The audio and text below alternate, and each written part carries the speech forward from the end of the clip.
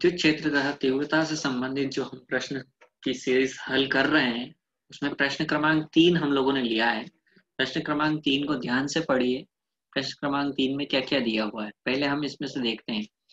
Helium नाभिक के कारण उससे 1 एंगस्ट्रॉम की दूरी पर विद्युत क्षेत्र की तीव्रता की गणना कीजिए। इस विद्युत क्षेत्र में 1 इलेक्ट्रॉन पर लगने वाले बल का मान तथा प्रकृति बताइए। क्या दिया हुआ है? हमको दिया हुआ है हीलियम नाभिक, ठीक है। नंबर 1, दूरी कितनी दी हुई है उससे? 1 एंगस्ट्रॉम की दूरी पर हमको क्या करना है? विद्युत क्षेत्र की तीव्रता की गणना करना है। नंबर 1 चीज हमको विद्युत क्षेत्र की तीव्रता निकालनी है। इसके बाद हमको क्या करना है?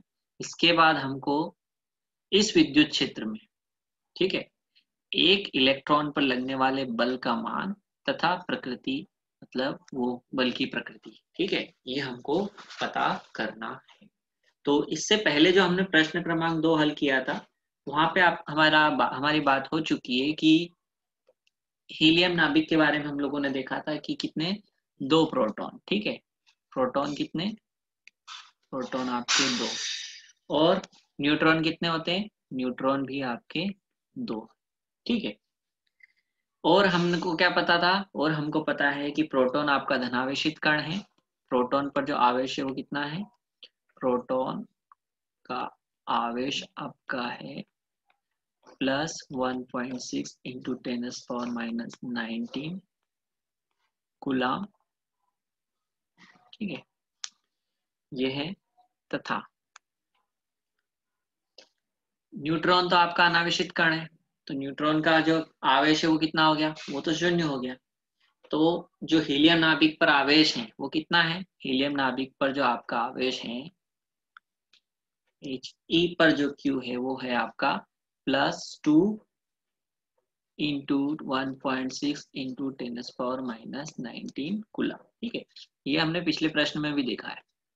आज हमको इस वाले प्रश्न में हमको क्या निकालना है? देखिए, यहाँ तक तो हमने सिर्फ हीलियम की बात की है।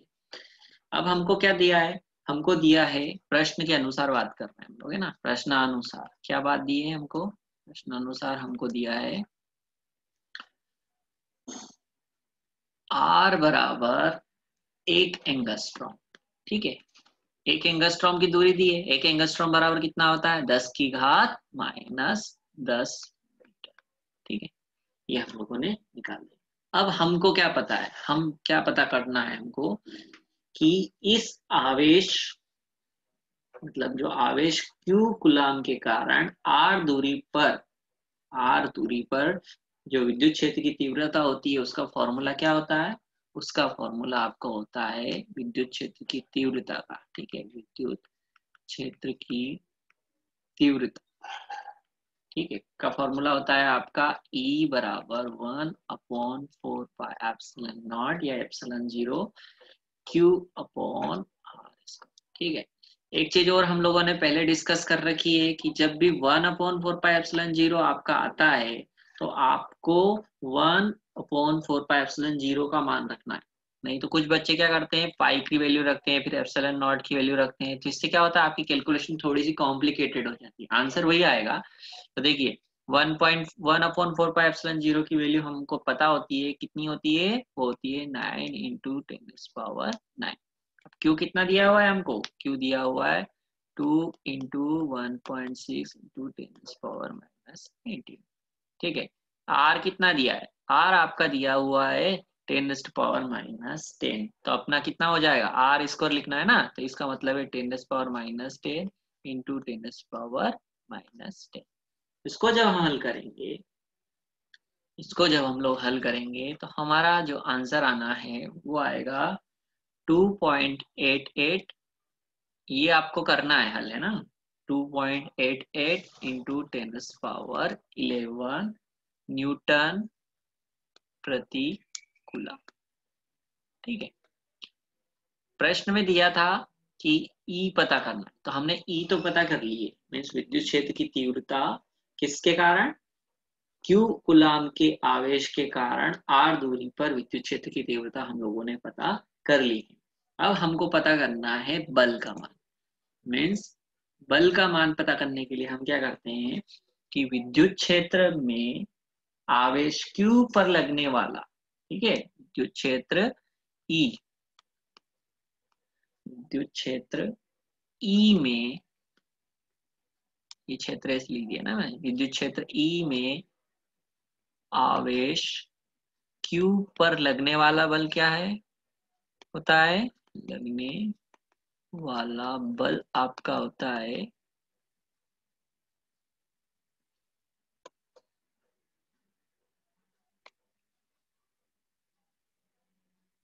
विद्युत क्षेत्र E में आवेश Q पर लगने वाला बल जो आपका होता है वो कितना होता है, उन दोनों में रिलेशन होता है F बराबर QE। ठीक है, तो इलेक्ट्रॉन पर आवेश कितना होता है, F Q की वैल्यू होती है 1.6 इंटू 10⁻19 कूलम, इंटू E की वैल्यू हमने अभी पता की है। ठीक है, E की वैल्यू कितनी हो जाएगी, E की वैल्यू हमारी अभी हमने जो पिछले पेज पे निकाली वो है 2.88 इंटू 10⁻11। ठीक है, तो अब इसको जब सॉल्व करेंगे तो आप देखिए कितना बनेगा, तो जल्दी से सॉल्व कर लेते हैं। इसका सॉल्यूशन बन रहा है हमको -4.61 इंटू 10⁻, कितना हो रहा है, 10⁻ हो रहा है आपका -8। ठीक है, अब देखिए हमने बल का मान निकाल लिया, लेकिन प्रश्न में हमको एक चीज और पूछी थी। प्रश्न में क्या पूछा था, प्रश्न में इस बल की प्रकृति भी पूछी थी। ठीक है, अब ध्यान से अगर हम देखते हैं तो यहाँ पे कितना है, यहाँ पे माइनस है। ठीक है, ये माइनस, एफ की वैल्यू कैसी आई है, एफ की वैल्यू आई है आपकी माइनस के साथ में। ये माइनस चिन्ह क्या बताता है, ये माइनस चिन्ह यह बताता है कि ये जो बल एफ है इसकी दिशा विद्युत क्षेत्र की दिशा के विपरीत, अर्थात किधर होगी, हीलियम नाभिक की ओर होगी। इस प्रकार हम लोग ये बोल सकते हैं कि ये जो एफ है आपका, जो बल हमने निकाला है, इसकी प्रकृति, पहली बात तो ये है कि इस बल की दिशा कितनी होगी, इस बल की जो दिशा होगी वो आपकी विद्युत क्षेत्र की दिशा के विपरीत, विद्युत क्षेत्र की दिशा के विपरीत। ठीक है, इसका मतलब क्या है, हीलियम नाभिक की ओर, हीलियम नाभिक की ओर। और इसकी प्रकृति कैसी होगी, इसकी जो प्रकृति होगी आपकी, इस बल की प्रकृति होगी आपकी, ऋणात्मक लगा ना, माइनस चिन्ह लगा हुआ, इस कारण कैसी होगी, ये आकर्षण प्रकृति का बल होगा। ठीक है, ये हमने प्रश्न हल कर लिया, बहुत बार आया हुआ है प्रश्न, तो इसको बिल्कुल ध्यान से समझते हुए